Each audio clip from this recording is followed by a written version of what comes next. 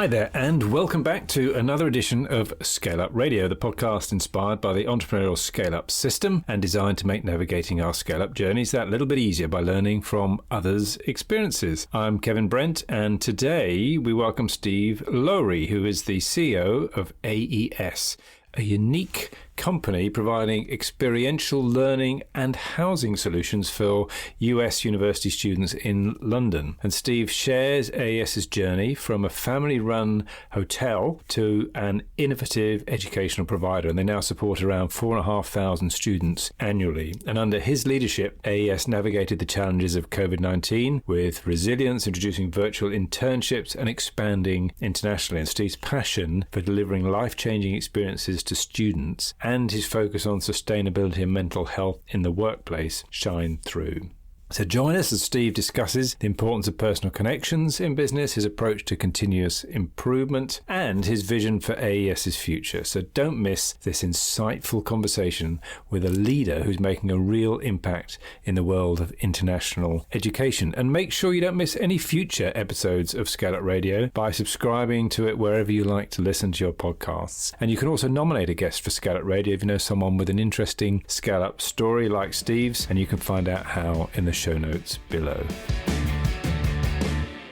Welcome to another episode of ScaleUp Radio. I'm delighted today to be joined by Steve Lowy, who is the CEO of AES. So Steve, welcome to ScaleUp Radio. Kevin, thank you very much. Thank you for inviting me on this. Oh, my pleasure. So I'm looking forward to hearing all about AES. There's not really much of a clue in the acronym. So what is AES? What are you all about? Yes, so we are an experiential learning and housing provider, mainly focused around US university students who are coming over to London. And we provide a range of services to look after them when they're here, either for a semester or a summer program. Okay, and who's the paying customer? Is that the individual student? Is it the universities, colleges, schools? So it's actually American universities. So our I guess in sort of academic business terms of B2B2C. So obviously our final customer is the student, but our actual initial customer is the universities. So we build programs or provide housing directly to the university, and they, if we're doing the programs, will advertise the programs that we create with them to students on campus. Okay. And sometimes those programs are part of their course, which is a semester or summer abroad, or sometimes it's a top up as an extra option. All of our programs that we do are for credit, for academic credit. So they'll go towards their degree. But we also have a lot of housing that we just do for American universities with campuses in London. Great. And can you give us an example of what one of these programs might look like? Yeah, sure. So a semester program that we do, which are probably the most fun, is a student will do around 20 hours study per week, and then between 18 hours and 20-hour internship, an academic-based internship alongside that. As part of their studies, it could be anything from British life and culture and politics to, we've got a program at the moment in construction science. We've got one coming up in data science. And we even have more niche short-term programs. We've had one on British horror movies. We've had one around the history of poison, and doing a tour around the UK. And so one of our biggest strengths is everything we do is customized, everything is bespoke. And so depending on what the university want and where they want it, we'll try and build that around for them to basically give the students a fantastic experience over here. Very good. And in terms of, are there lots of other people doing something similar? Are you unique within the marketplace? How does the market look? How does it work? Yes, so it is pretty niche, as you can imagine. There are a number of academic providers who are either regional or actually international. So I think the biggest one there is, I think is in like 40 or 50 cities around the world. And then there's obviously housing providers, which could be a multitude from PBSA to residential to even sort of small apart hotels. It's quite unusual to be the operator of the housing as well as doing the academics. So we're quite unique in that, but there's probably three or four of us in London who do that specifically for the US market. But globally, there's probably quite a lot of players and about 10 true international players. Okay. And can you give us an idea of the stage that your business is at? You know, what's the sort of, how many people have you got, or some proxy for where you've Definitely, yeah. So the company's been going 51 years this year. It was actually set up by my father. He was running a small hotel in Maida Vale, and a group of American students turned up needing accommodation for a semester because the hotel they booked through the university was not open. The story varies from there being a fire or it being shut down. Anyway, he found the accommodation for them, and they are still our partner stroke client today, which in a world where loyalty is not so strong, that's fantastic. And the first 25 years working with them, we did just housing, and then we started doing classrooms, and now we do classrooms, academics, internships, visas, and housing as well. So we have grown from just a pure housing provider to 25 years ago starting to do educational tours, internships, pastoral care, classes, academics. So where we are today, from that little hotel, we now look after about 4,500 students a year. Right. We have a team of over 100. And I became CEO 6 years ago. My background was hotels, and I also set up a digital marketing agency aimed at hotels, and I was quite happy doing that. And I was approached by some of the guys on the board to become a CEO. And because I'd had a very successful internship program with the hotel company I'd set up, that influence and entrepreneurial spirit would be really helpful for AES. And so, obviously international education, COVID was not good. I was going to say, you came on board and had a couple of years, and then you got hit by COVID. Yeah. Yeah. So it was tough, but I think when I became CEO, I created another brand called the Residence Apartments, which is luxury service apartments. And between that and the stock that we have in AES, we were really able to be nimble, be flexible, and survive and thrive since COVID, actually. Yeah, very good. And so what have been some of the, apart from COVID, I guess, what have been some of the biggest challenges that you've faced since you joined 6 years ago? Yeah, I mean, I think, the longest serving member of staff has been here 46 years. And with any legacy business, I think new ideas can be difficult. Change takes time. I have a bit of a techie background and obviously marketing focus with a marketing agency, and hospitality, I think, transcends almost, whether it's hospitals or restaurants or even education now, it's actually a hospitality business because you're trying to give people an experience and make them happy. Yeah. So some of my ideas were a little different to what was happening. So that was quite difficult. I think prior to we started, we never had a full-time marketing person within AES in 45 years or 44 years. And so even bringing that person on, they got a lot of resistance to, constantly needing content and everything else. But, actually it taught me a lot about how you manage the different age ranges and how you assume that people don't know, and you teach people why we're doing it. And that really helps in terms of that change management. And I think that's a difficult one. I think since COVID, I think people have changed. And so people's, and that's students and corporates, what they want, how service is delivered, expectations. I think that's been quite a challenge.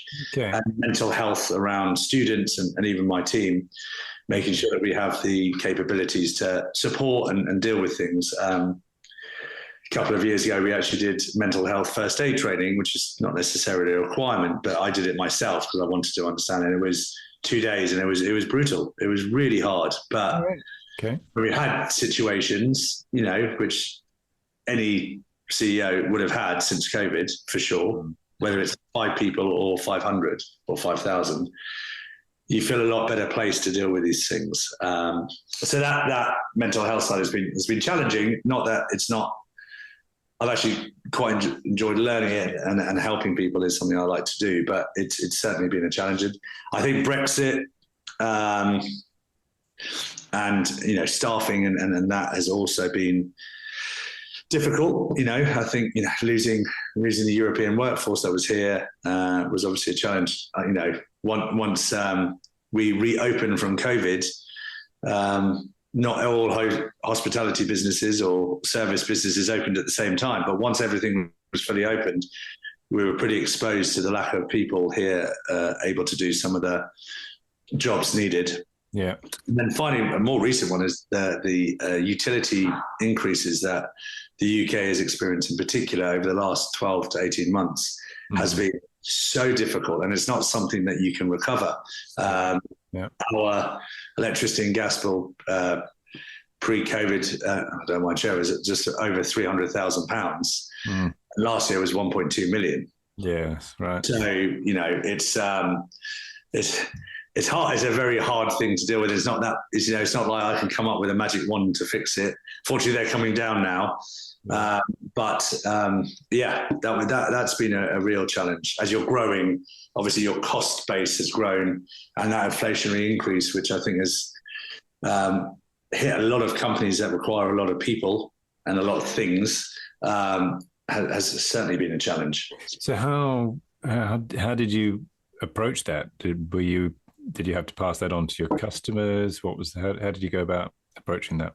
Obviously, the listeners can't see, but obviously the lights have just gone off. Yes, you got to put another 10p in the meter. By the way, yeah. Perfect timing.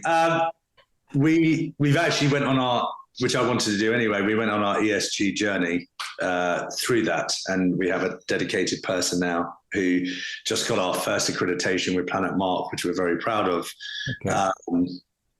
And it was really interesting because I think what everyone perceives as the younger generation being more environmentally friendly actually is the case when things are all included. Right. What you also noticed here is the infrastructure around electricity and gas and the privatization of it many years ago means that it's quite unusual setup where, in some countries they can, everyone's meters are the same, everyone's live feeds are the same. Here, we've got 12 different buildings. We've got different energy and gas supplies in each building. Some have got a central boiler, some have got a local boiler. And so for us to be able to monitor usage live with the current technology out there is really difficult. So we have done for students a lot more education around not turning the heating on and opening the windows, using the dishwasher once a week and the washing machine using, big loads, doing it at night, lots of things like that. It's very hard to tell because unfortunately when people are in a service business, whether it's a hotel or apartments like ours, you can't control how people will use the space and also the weather because, this winter has been rainy, last winter was really cold. And so it may look like you're saving money, but it may just be different temperatures outside. So it's been a real challenge. And we talk about it a lot at board meetings where we're like, what can we do? And I actually came up with the idea of creating a dashboard of technology where you get all the feeds in, you can see it live, and then actually everyone signs up to a fair usage policy, but it has to be like live information. And that's a bit of a challenge with the sort of, electricity and gas infrastructure. At the moment, it's improving. And we're also looking at shifting to all renewable energy with a couple of suppliers to make sure that if we did want to build a platform, that actually it'll be a lot easier to do because all the data streams will be the same. Okay. Very good.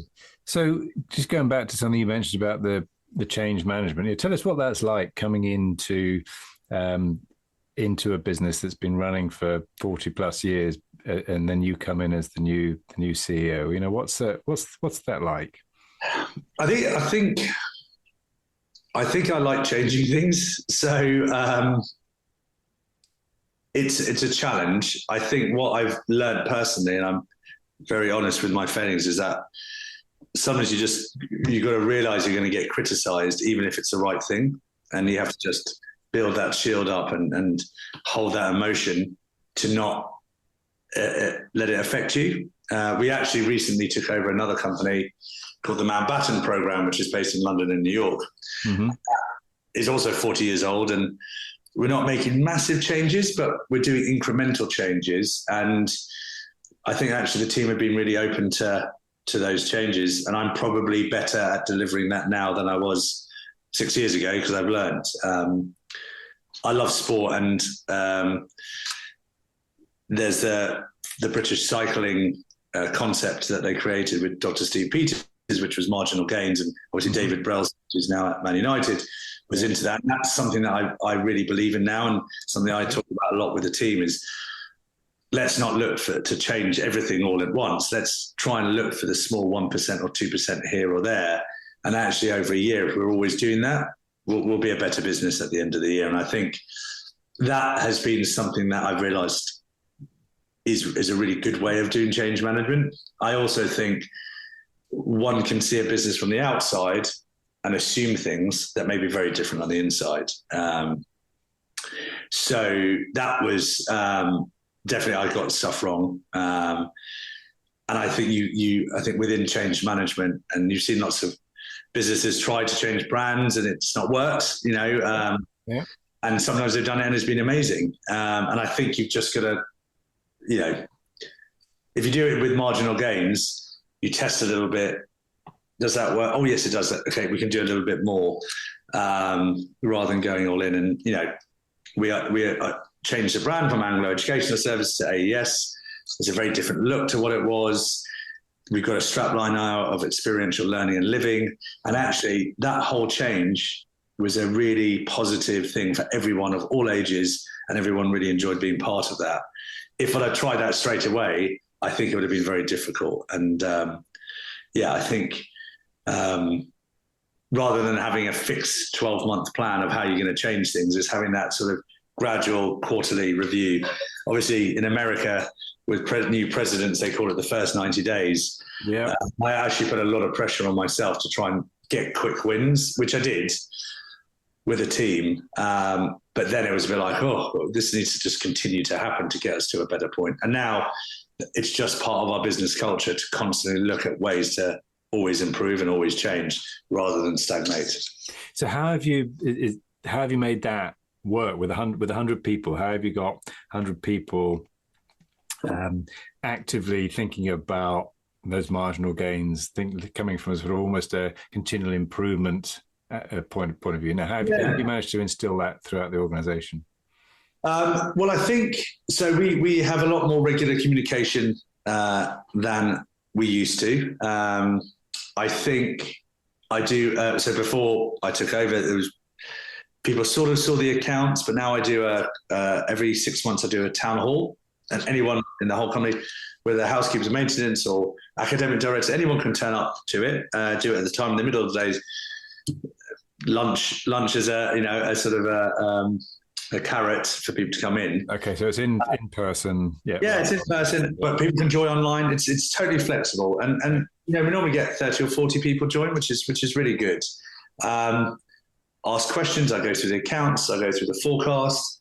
I go through the wins. I go through the losses. It's very matter of fact, and then I also spend quite a lot of time with the heads of department for them to then work with their teams to look at how it makes things better. And that's become a regular thing that for some departments, it's every semester. For our housing team, it's every 6 months. The operations team, they really look at things just so everyone can sit and have a couple of hours together in person. I think that's where COVID's been a bit damaging, where people don't always sit in a room together anymore. And actually, human nature is you can see hand movements and, you say something, you can see if they like it or not. And I think people have actually really enjoyed it. I think, for instance, our internship team pre-COVID, we used to place about 160, 170 students a year in placements. This year, we'll probably place around 600. Yeah, so that's a huge growth. And we've had some really difficult moments with that.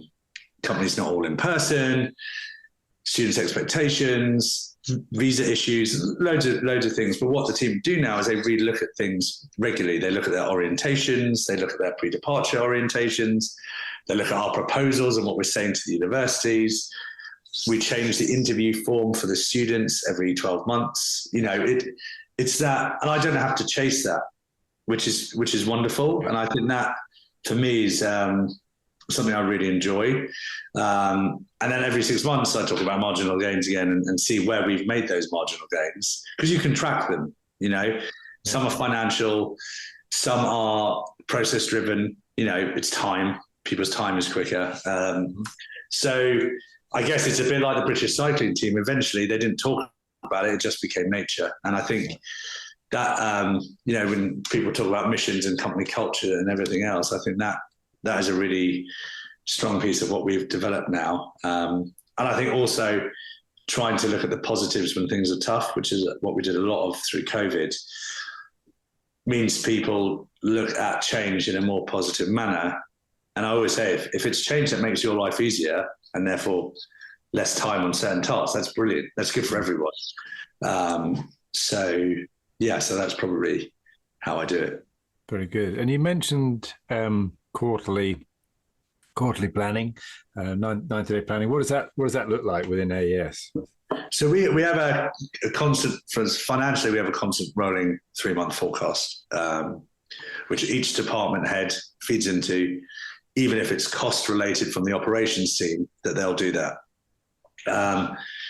So that's really important. In terms of how each department does it, I don't stipulate how they do it. It's up to them on how they do their change management. And I will speak to the heads of department every week.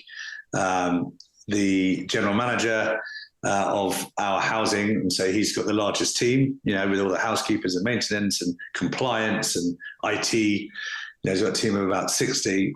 He's very busy, most days. So I speak to him every evening about 5:30.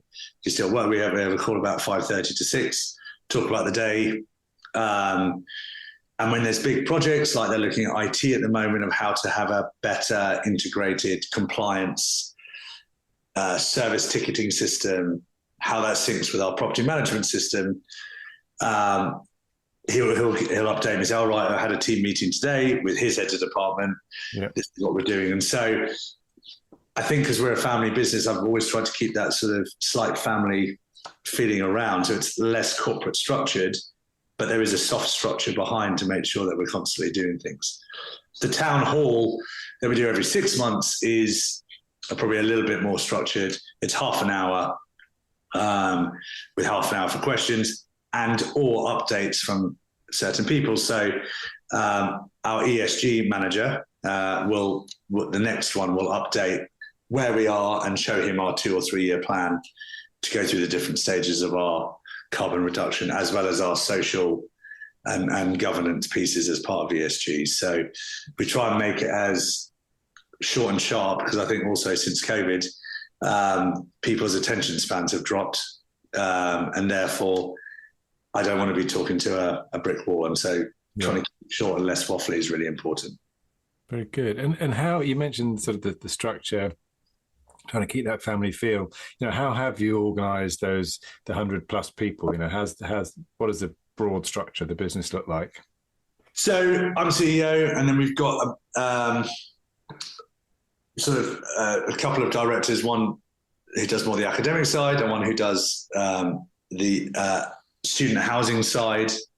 And then it's more what would be heads of departments.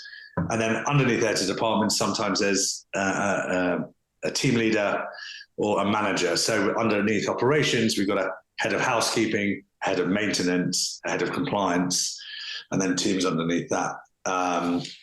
So it's probably like a deconstructed hotel, which is how I like to put it. We're not all in one building. It's spread over London, all in zones 1 and 2. The biggest event that everyone comes together still in person, which is wonderful to see, is our Christmas party. And I think last year was about 80 people. So, a lot of people engage with that and enjoy that. But yeah, I'm often in buildings. I probably go to the different buildings, once every couple of months to see the guys, see what's going on. Recently, I've been traveling quite a lot, and we're looking at new buildings, so it's been a bit more challenging. But the door. And what you mentioned a couple of directors there. It's getting darker and darker where you are. The lights. The light will probably come on soon. Normally we have a ball or something in here so you can throw it in. Yeah, well, you got to wave your arms around if you to get. Yeah. So what do you count as your senior leadership team? Is that the couple of key directors that you're talking about? The two directors and all the heads of departments. So head of finance, head of operations, head of experiential learning, head of educational tours, okay. Head of finance. So we got that. And so I see that all as a senior team. And then I would even include people on the next tier who are, head of housekeeping, head of maintenance and so forth. I'm not big into job titles and big corporate structures. We're not that sort of company. So I don't have 10 vice presidents or everything else. As we grow, though, obviously that will change. And if we decide to grow, I mean, we have, since I've taken over, we've almost doubled our revenue. And, in terms of scale up, that's big. With, no investment, still privately owned. The only bank funding is a CBILS loan. So there are points on a journey where I believe that you have to then start looking at that different structure, different personnel, or personnel that are there to step up, and then creating a new structure underneath them. And that's constantly in the back of my head from the hotel days, and having had a lot of young people working for me and a lot who've gone on to do great things. I always had a people plan, and it wasn't like a thick document. It was always just constantly writing notes and thinking about the next thing and training and thinking about different personalities that can work in different roles. And I think that's something that keeps me thinking about what's going ahead in the future. Is if we do this and this and this, what will that impact on the culture and the people, and and how we operate efficiently and still get people loving our service, which is a challenge. So that's good. Yeah, absolutely. And that, as you said, it's quite strong, phenomenal growth. Since doubling the size and including COVID in halfway through that, or doubling the revenue. Have you been able to do that? Have you doubled the size of the team, or have you been able to do that through efficiencies? No, I think the team's bigger, but it's not twice the size. But there's certainly, the internship team is a lot bigger than it was. So certain departments are. That the accounts team is bigger for sure, but we've also invested in technology with that to try and make it a little easier. We're constantly looking at that because it's with almost 350 apartments in London, it's a really challenging infrastructure to manage from an accounts perspective. If it wasn't for the Ukraine Russia war, inflation wouldn't have gone as crazy as it did. It probably would have been a matching profit increase, but we're hoping over the next 12 to 18 months that all starts going in the same directions.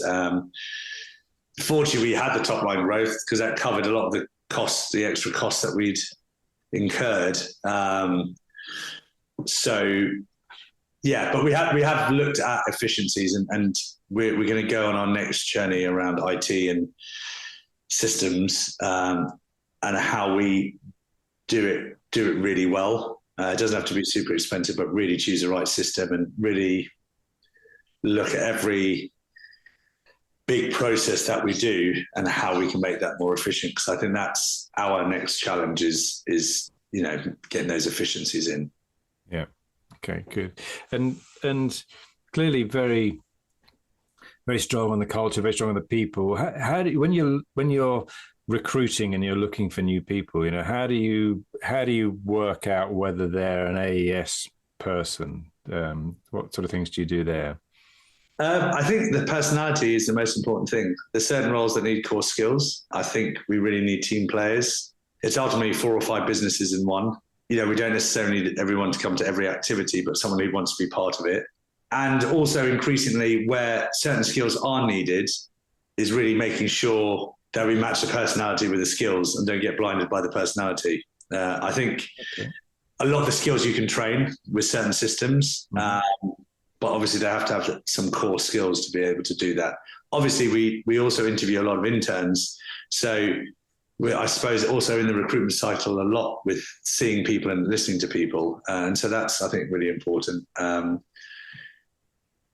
But yeah, I think I think it's, I think because the way that people recruit now is slightly different and it depends on the type of role. It's probably been more challenging since COVID. I think that is probably something you've had on a lot of other podcasts where people have said the same thing. I think it's a different world of the pool of people that are doing different roles. But yeah, I think also when people come for an interview, they know they're coming to a family business and not a corporate. And it is different. There's benefits and there's negatives, and so I think people who like that and buy into that are people who will fit in naturally in a better way. And some people come from corporates because they don't want that same, yes, corporate feel to the business. And likewise, we've trained people up here who've been fantastic, train them from young, and then, after 3 or 4 years, they do move on to a more corporate, either a university or, bigger brands, because actually they've loved the family thing, but they want to test themselves in the corporate world. And that's also cool. But yeah, I think buying into that family feel in the interview is really important. Okay. And do you have anything within your recruitment process that you do that helps you to assess whether they're the right kind of person, whether it be skills or personality? Is there anything interesting in your recruitment process? My personal one, so how it tends to work is for the office-based team and not the operational team, I tend to do the second interviews. Okay. It's only half an hour and it's always in person. If the person doesn't want to come in person, then often they won't get, unless it's medical or family or something like that. Because ultimately, our team are in 3 days a week in the office, and so if they can't come to the office for an interview, the chances are they probably can't come to the office for 3 days to work. Yeah. But I tend to try and test a little bit in terms of if people have looked at the company website, and I've got LinkedIn Pro, so often you'll see people who you interview will check your CV out. I don't want them to check me per se, but it's good that they've done the research, and I think that's really important. Also, are the details that all the heads of department give in that first interview, and even our HR person who then also speaks to sometimes the candidates. As a brand now, we're much more consistent in terms of telling the same story. And so after an interview, they're like, "Oh yes, this person told me that," which is good. Then I always said, "Do you have questions?" And then it's really down to them having researched and looked and questions that they may have, which I think is really important. I think sometimes in interviews you're talked at and not necessarily listened to, and likewise, it's important that people ask questions. And we say it to all the interns: in your interview, ask questions. It's a really good thing. It shows you're interested. Yeah, very good. Actually, you're an expert at asking questions, so I appreciate that. Yeah, I wouldn't say I'm an expert at anything. I think I have an aversion to experts because somebody told me years and years ago that an X is a has-been and a spurt is a drip under pressure. So I try and avoid being an expert in anything. But I totally agree with the questions. I think you can learn a lot about a person from the questions they ask. In many respects, more than the answers that they would give to a question. So, very good. So. Yeah, excellent. So what about COVID then? Because that must have, I'm imagining you almost came to a halt. Did you over COVID? Yeah. So I was at one of our biggest partners, which is UC Berkeley over in San Francisco. And it was the week of the 9th of March. Not that it's etched into my brain, but it certainly is. And we were both there on the Monday, my colleague and I. I'd been in Portland, Oregon for some other meetings. We met her there, and we turned up, and obviously COVID was starting to hit the business, but I felt like we need to be here. There was 125 students interested in coming. So we started interviewing on the Monday morning at 9 o'clock. Mm-hmm. We did an orientation to all 125 students in one auditorium all together at 3, and went out for dinner. And that was all fine. And we woke up the next morning and they'd shut the campus. Yeah. And we still had to interview students because they thought, look, we might just shut this now and then. Yeah. By 2:30, and I was in someone's office doing these interviews, I got a phone call. They said I'd pick up the phone. And anyway, it was a senior person who said, look, really sorry to say we're cancelling the program for the summer, but also cancelling all the programs on our campus in the summer. But you can't tell anyone. I said, oh, I've got like 6 more interviews. Shall we cancel the interviews? He said, no, you can't. You can't. That has to come through all the right PR channels. So I interviewed 5 young people of literally all who had saved up to do this London summer. Oh. And, this is my dream. I can't wait for it, blah, blah, blah. I was like, oh, God. I didn't tell my colleague, so she went through those interviews. Anyway, I got to 5 o'clock. I said, oh, Beth, I need to tell you. And it was all a bit like, oh, what is going to happen? And we went and had some wine. And Beth was like, what are we going to do? I said, to be honest, at this moment in time, I have absolutely no idea what we're going to do. Yeah. And Beth came up with the idea for virtual internships because we had a lot of other students. And so I said, look, you run with that. We're going to have to do lots of other things. Wednesday, we ended up having a spare day because all the interviews were cancelled. I went to go and watch Liverpool in the Liverpool supporters bar. They were playing Atletico Madrid in the Champions League. We lost, sadly, but I had a great day. We had dinner with the Berkeley staff. And whilst we're having dinner in America, they always have these TVs up in these restaurants. Trump, breaking news, I'm shutting down America. So fortunately, I booked us on the flight the next day. I'd booked us a day early.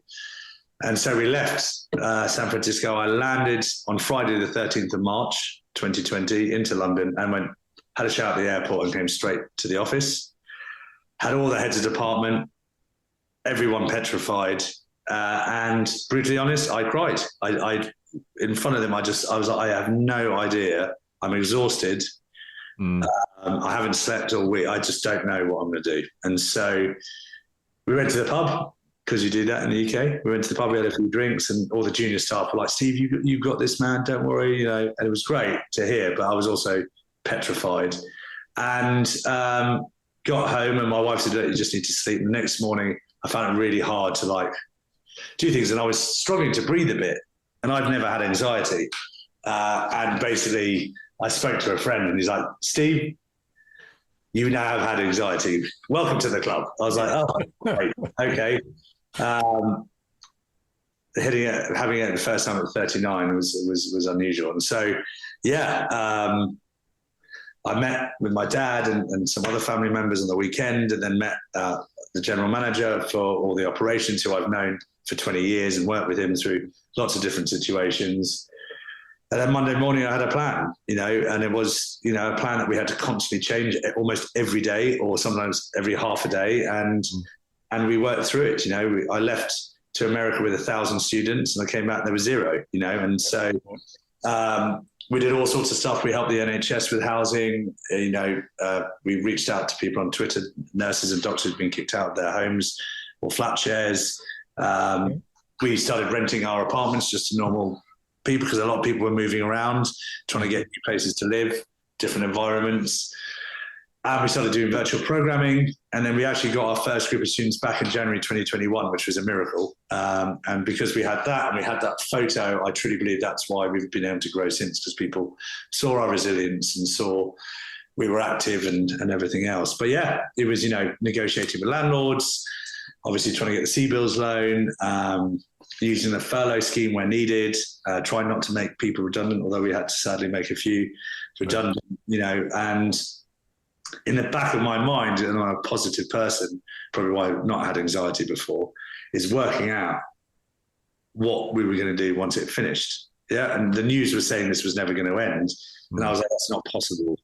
Humanity will not allow it to continue like this. So what were we going to do afterwards? And we were constantly chatting, normally not very long chats, but discussing things like, how are we going to do this? How are we going to do that? And that really helped us, come out the other end and not be shocked. It was like, oh, okay, well, this was the plan. Yeah. But it was dreadful. It was so hard. It was like, I've done a marathon once, and it was like a marathon, but you didn't know how long the marathon was going to be. And that was the unsettling part. Yeah, that uncertainty. Absolutely no. Very difficult times. All right. So moving on a little bit, slightly lighter note. I mean, you clearly love what you do. What is it you love most about what you do with AES? I think my core is I like helping people. I think I've worked in restaurants, hostels, hotels, and obviously now student accommodation, luxury apartments, and academia. It's all sort of service and helping people. I love to hear the stories from students whose lives have been changed positively by. I think it's amazing. Unfortunately, I lost my mum in 2021. I was sort of her part-time carer through COVID, and she's a lovely Irish lady, and unfortunately she just didn't wake up one morning and had to deal with that, which was very difficult. And I've set up a small charity fund in her name where we give first-generation students from America a $500 flight voucher to help with their program. And when I get those letters back from students, it's amazing. Like it means so much, and I think that's probably what drives me. I also, I'm very lucky to work with a really great bunch of very diverse people that make good and bad times much more fun to deal with. And I think that I'm lucky, and I guess I like being around people. I'm in the office almost 5 days a week, I think, most of the time. And yeah, I really just enjoy dealing with people. So yeah, very good. And that's it. I mean, I'd love to have not had the inflation thing last year, but we've worked through it. We're still paying for COVID, which I wish we weren't, but we are. Yeah. And so I think seeing that journey for everyone, both team and customers, I think is fantastic. Very good. Very good. So looking back on your tenure as CEO, last six years or so, looking back on it, what, if anything, would you do differently? Oh, dear. Someone asked me that recently, and I said probably like 100 little things, but probably not too many major things. I think I have at times got too emotional. As I told you before we recorded, I support Liverpool, and I was very upset to hear about Jurgen Klopp, because I've been told by other people that I'm a high energy manager. And that was sort of what he was saying, that he could only do it for so long. Right. And he's had moments where his passion is overspilled. And I probably did that a lot more. I think COVID, after 3 months of dealing with it and feeling, fairly highly charged with lots of things going on and very overwhelmed, I learned how to just channel that a bit better. So I think the pre-COVID times, which was about a year and a half, I think I probably was a bit too emotional about certain things. And I think sometimes I've given too much trust to people without really helping them to make sure that they deserve the trust in the nicest possible way. Okay. Are you sure you understand all of this? Do you have the core skills? Do you have the sport? A lot of people go, yeah, and actually sometimes I should have probably double checked that. And we've had IT installations, we've had a few contracts that have gone a bit wonky. There were certain things that I should have probably paid more attention to, which I think would have helped, which, we would have either made more money or had less costs probably. But yeah, those are probably the two major things. Yeah. But yeah, like with sport, every match, every tennis game you play, there's at least one shot you could have done better. And so I probably did something every day, if not more, that I could probably do better. Yeah. Yeah. And you're back almost full circle to your marginal gains again. There's always something to improve. Brilliant. Good. So what's the company's been going for a while. You've been in place for 6 years. What's the legacy that you want to leave? To be honest, I think what COVID stopped me doing was looking too far ahead, because it was weird. It's like I was sort of, I always had this 3-year plan and 5-year plan and everything else. I still do, but I don't fret about it too much. I'd love us to open. So we've now started partnerships in Dublin and Buenos Aires. That's really exciting. So I'd love to expand somehow internationally. We're gonna hopefully launch a new brand this time next year, which is slightly different accommodation offering, which I sadly can't go into detail, but that's really exciting. Yeah. And, if we can continue to deliver sort of career or life-changing experiences to young people in the students side and just have really happy customers on the corporate side, and that would be great. If we could still be privately owned in 20 or 30 years, and it would be kind of amazing and really unusual. Yeah. So that would be great, for us to do, and having that longevity of staff that we're still happy working here and not feeling stagnant and stale, that would be great. But yeah, I don't look as far ahead as I used to. But yeah, if people are happy and healthy and enjoy what they do and our customers are happy, I think that is the simplest way for me to keep wanting to do what I do. Great. Very good. Well, it's I've really enjoyed talking with you, Steve. Some lots of good insights into AES and the way you think. Are you okay for a couple of quick fire questions before we close? Sure. Yeah, sounds good. Good.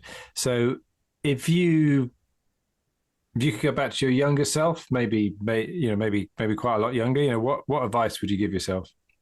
Believe in yourself more. I found I was dyslexic when I was All right. at university, and I came to university thinking I was a bit thick, and actually I just learned differently. I probably have belief in, from the academic side more. Okay, very good. And on the learning side, then, how do you keep yourself current, or what sort of learning resources would you point some other entrepreneurs towards, whether they be books or podcasts or other resources? Yeah, well, one book that really inspired me was called Be More Pirate, and it's a book written by a guy who ran an ad agency who likened pirates to the modern day entrepreneur. Okay. I loved pirates growing up, and so I've become slightly addicted to pirates, and fortunately with America, I get to travel around America a lot, and I've been to North and South Carolina, which is where all the pirates used to hang out. So Charleston was their big hangout point in America, and I've been there, and it was fantastic. But there was a lot of stuff in there that was really good in terms of learning, and one of the phrases, which was Steve Jobs' one, was I'd rather be a pirate than be in the Navy. So rather than just always following the rules, be a bit disruptive. That's a great thing to do. So I like that. The other thing is because I'm dyslexic, I'm not very good at long books. I just find it really hard. So I tend to look at LinkedIn quite a lot and see, have the right connections and see what's going on. And I tend to get quite a lot of carefully selected newsletters for industry specific pieces. If I'm ever asked to speak at a conference, I love the ability to be able to sit and listen to other people. And I think listening is a really good way of doing it. And so that is really important for me, just to absorb it. Be a sponge, not a sieve. Yep. All right. Very good. Any apps or bits of technology that you find particularly useful? The off button on my iPhone. Okay. I think everyone needs to turn their phone off more. In all seriousness, I think it's not. There's too much noise, and I think I like playing tennis. Obviously, when you play tennis, you can't read your phone whilst you're doing it. I don't have any notifications on. Put it away. On planes now, I try not to use Wi-Fi, so I can just have a bit of a break from it. And actually, that helps my brain so much in terms of just having a reset and then being able to absorb things better afterwards. Very good. And coming back to what you're saying towards the beginning of our discussion around mental health. Yeah, very good. Good. Who do you look up to as a business leader? Who inspires you? So I think what my dad has done is really amazing. I really think he has been able to come from a fairly difficult start in life with losing his father at a very young age, and his mum being a refugee from Austria through World War II, You've got to be a really successful business, without business partners or anything else. So I think that's been pretty amazing. From a managerial perspective, I think Jurgen Klopp's amazing. I think as a person, I think how he's dealt with, he doesn't do everything perfectly, but he knows that, and you embrace it. And I think, I was at the match yesterday, and it was all those kids there, and he was as happy with the kids as if it was Mo Salah scoring. And that not all people are like that. And I think he's been pretty remarkable. And really, there was a guy who called Patrick Trodden, who was training me as a chef when I was doing hospitality at university, and he was just so passionate about food and restaurants and everything else, and he was so unashamed of being so passionate. I think that was great. And I think you said, you're obviously passionate about what you do or love what you do, and I don't mind that now. And actually, I think people like that are so good for young people, to allow them to just be themselves. And I think that they're probably three. I'm not. I think because I never see myself necessarily as an entrepreneur. I probably pick up stuff from a lot of people I work with as well, in terms of how they deal with different situations. So I wouldn't see an Elon Musk as a hero or a mentor, because I'm like, well, he's just off the charts smart, and that's not me. So I probably pick it up from less famous people. Very good. No, great answer. Thank you. And what's your most successful marketing tactic? How do you find customers? As much in-person meetings as possible, and and just being really honest and transparent. I think that's just so important. We're very director-led in terms of sales, or even heads. So we don't have massive sales CRM systems or anything. It's a lot about relationships, and I think being very human with it, being in person, building relationships with people. When I go to America now, I had a meeting with the University of Connecticut last Friday, and we've developed a new master's program with them. And this lady who I'd met a couple of times, she goes, "Oh, I hear you're a Liverpool fan." I was like, "Wow, okay." And they're like, yeah. My husband's a Liverpool fan. He's got a tattoo on his leg. Like, oh, wow. Okay. And then, that's because there's no corporate mask with me. I talk to people, we talk about life, and you have that human connection. And I think with what we do, because it's so people focused, it's so important to have that sort of humanity and human interaction as well. So that's probably, I guess, our non-bottled, non-technical sales strategy of just letting people be themselves. Yeah, and what a great note to end on, I think, Steve. Thank you very much. So if people would like to get hold of you or find out more about AES, what's the best way for them to do that?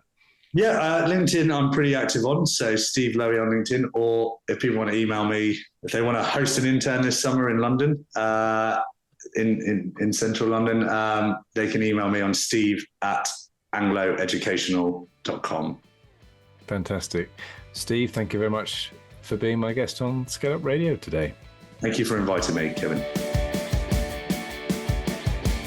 I hope you enjoyed that discussion, and if you're building and scaling your own business, you might well be interested in our book, The Entrepreneurial ScaleUp System. And it's exactly what it says on the tin. It's a practical handbook around scaling a business in a structured way. And you can order a copy on all your favorite online retailers, including an audio version, or you can find it and other supporting resources on our website, www.esusgroup.co.uk. That's esusgroup.co.uk, which is esusgroup.co.uk.